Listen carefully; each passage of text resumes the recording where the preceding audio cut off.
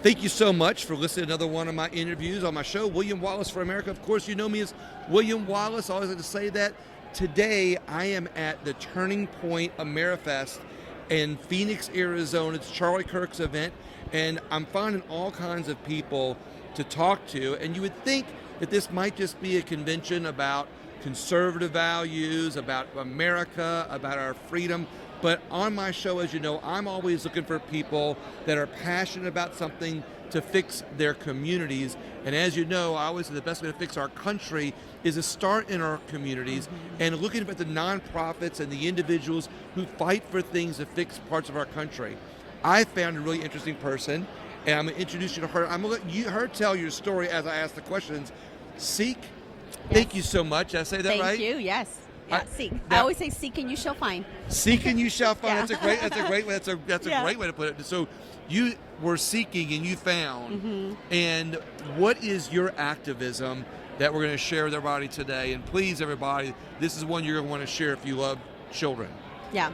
So 13 years ago, I was married to my high school sweetheart. We grew up in Los Angeles, in South LA, and then we have 2 young boys at the time.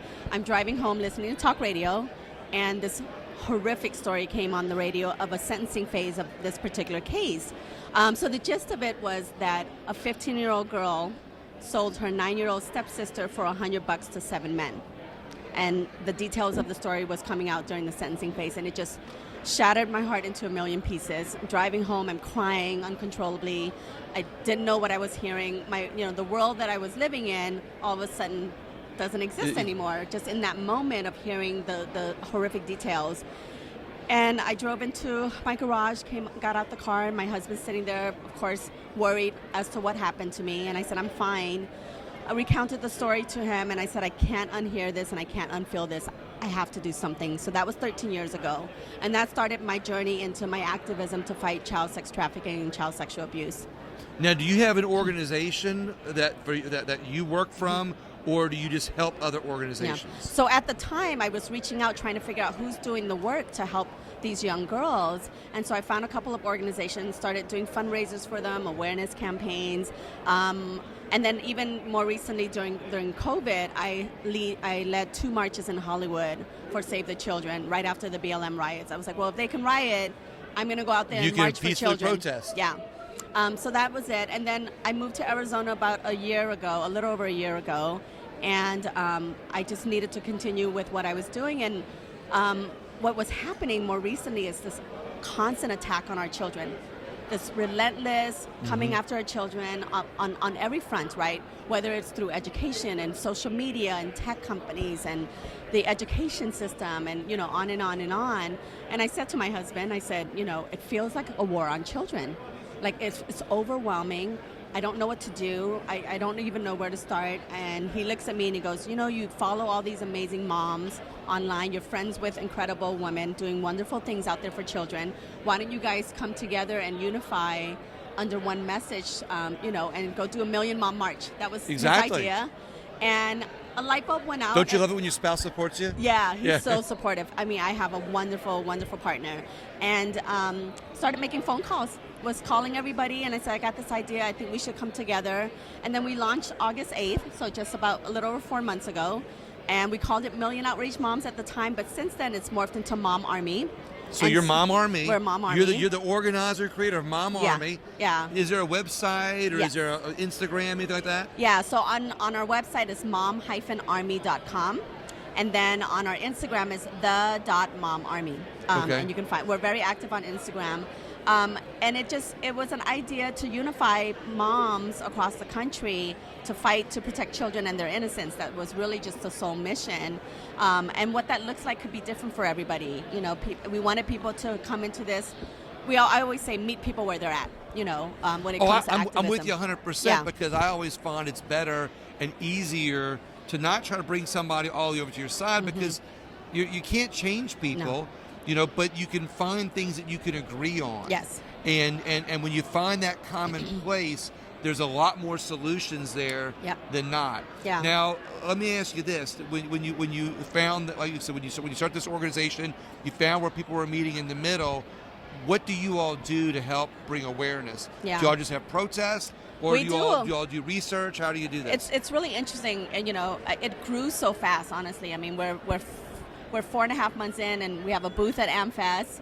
One of thought, it just right here at AmFest. Yeah, here at AmFest. So if you're coming to AmFest, come check us out.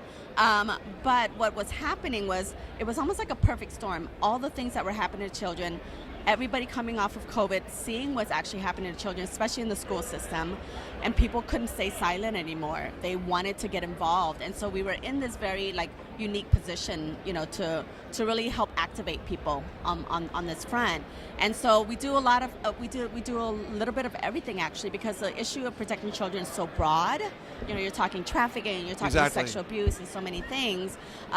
One of the most recent thing we did was we organized the nationwide protest against Balenciaga in 20 cities across the country. Against what? Against Balenciaga, What's that? The luxury fashion brand that was sexualizing children. on the photos. That's right, exactly. Yeah, so we were behind that protest, and that was amazing.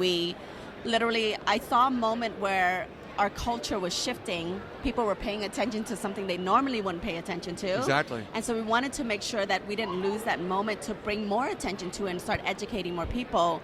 And so we're getting ready to launch 28 chapters across the country. And so we have a Telegram chat, and I messaged everybody and I said, if we do a protest, who would like to lead a protest in their city? And 16 of our chapter leaders said yes right away. Amazing. And we organized very quickly. In 5 days, we organized a protest, got it out there, got some media coverage. Daily Mail did an article, Daily Wire, Gateway Pundit. We made it onto Tucker for a snippet. There you go. So those are the kinds of things we do. It's really trying to spread the message on protecting children. Let's talk about the whole drag queen story time they're having at libraries. We're hearing a whole lot about that. Do you all do anything for that? Yeah, Before you answer the question, I want to say this.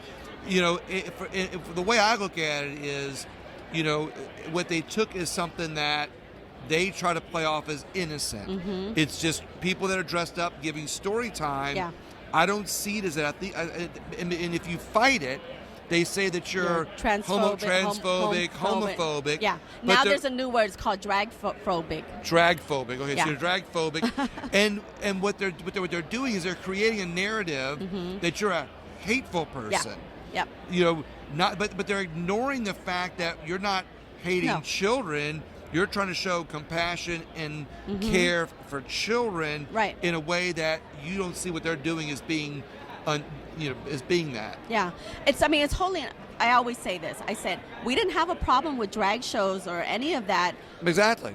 Until they started, pun intended, dragging kids into this, right? Exactly. So when they were doing this and kids weren't involved, nobody cared. Right. We didn't care. You have your adult space doing whatever you want to do. It was when they brought children into it and started exposing children to very inappropriate material, very inappropriate, suggestive, performances. That's when we had a problem with it. And I don't know how people can't see the obviousness of how harmful this is. It's just like they're saying that the people that support there's the books in the library that are crossing the line. Yeah. For child pornography for young children. Yeah. And the people who support it are saying, well, the LGBT groups are supporting. Actually, and they're split because you hear not all the LGBT groups are for these books in there, but the people who are for it are saying, well, you are trying to violate the First Amendment. Yeah, and you're book burning. Yeah. But the reality is, we're not saying you can't publish We're not saying you can't publish it or have it. Yeah. We're saying keep put it away from children. in the age appropriate. Exactly. place. Yeah. And that's what they do. They gaslight you. They lie. They mince words. They change definition. And so we're willing to have these, if you want to call them compromise, right? We're not saying you can't publish the book or you can't write the book. Keep them away from children. And it's become such a battle, and that's why we our hashtag is Stop the War on Children, because that's what it feels like. It feels like we're always in a battlefield trying to fight for our children. But the Drag Story Hour is interesting. We just launched another campaign. We have Dad Army as well. We have a Dad Army. Okay. So we have the guys who are just like, we need to be part of this and we want to help. We just launched hashtag Dad Story Hours. Okay. Yeah, so we're promoting. I love it, Dad Story Hour. Yeah. I love this. Yeah, we want to celebrate fathers. We want to celebrate strong men. We need strong men in the community, strong men in our families to really take the narrative back. What I like about this, Seak, is that you're not saying, hey, we got to stop that. No.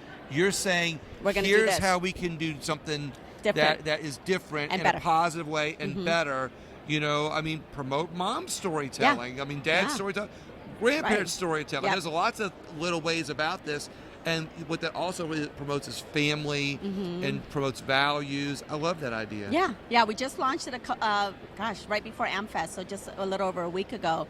So we're getting ready to ramp that up, and we're hoping to maybe get a book sponsor, maybe a Tuttle Twins. There you go. You know, if somebody can come and sponsor that. But yeah, we're hoping to spread that message across the country so that we can push back on the narrative. I think what we don't do very well on our side is we lose the culture war. And we have to find a way to win the culture war and get our message out to a broader audience. We can't keep talking to people who agree with us. We need to start talking to people who may think a little different. And what is really wonderful about Mom Army is there's two things I want to lead with. One is that we're a survivor-led organization. So our leadership team is about 70% survivors of child sex trafficking, child sexual abuse, other childhood traumas. So they know what's going on. They know, and they're so passionate because they don't want what's happening to children what happened to them to happen to children. So that's why they fight so fiercely. So that's one part. And the other part of Mom Army is that we are, we're a big coalition. We work with Gays Against Groomers. We work with Freedom Forever in Tennessee. We work with a lot of local organizations on the ground. So we're not a nonprofit, but we support nonprofits. And so we work in tandem with them to really get the message out there and to really start reaching out to, like I said, other people that aren't necessarily in agreement with you. So our organization is non-political. We don't care what your political leaning is. We don't care what your religious background is. We don't care what ethnic background you are. Do you care about children? All right, we can agree on that. Let's do that. It's interesting. I'll say one more thing before you get your website out again. Is I talk about conservative values. And I always say people say that the Republicans are the conservatives or the conservatives are the Republicans, and they almost vilify it. Yeah. But the reality is conservative values know no party. No. They cross all party lines. Yeah. I would contend that protecting our children, saving our children, keeping these bad things from happening to them should cross all party lines. And I'm glad that you don't have a political party involved. No. You're looking for people who are passionate about children's rights and protecting our children. Yep. What's your website? How can people find you? Mom-army.com. You can go on there. You can sign up for a newsletter. You can start a chapter in your city. We call them battalions. I like that, battalion. Yeah, so you can be a captain of your battalion. Yeah, I love this. So we're launching 28 chapters, 10 of them in California alone. So, oh, wow. Yeah, California needs it. I love the Army, the battalion, the commanders. I love that. And I'm the general. You're the general. We didn't say the salute, you know. Well, I tell people, I'm like, it's such a dark place to be when you're fighting and you're talking about the violence against children. And I tell our team and I tell our group that you don't have to be consumed by the darkness. We need to bring a lot of light and love to this fight, and we can have fun doing it. We can build camaraderie, we can build sisterhood, we can build a family around this, and we can do it in a really fun and cool way, because otherwise you'll feel defeated every time, because if you're always in a dark place, you won't get out of that place. So it's important to us. It's one of our biggest core values. I love this. Seek.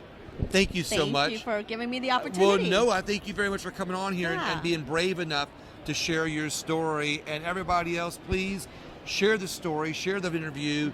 You'll find it on all my platforms at William Wallace for America. Thank you so much, and we'll be got another next interview coming up.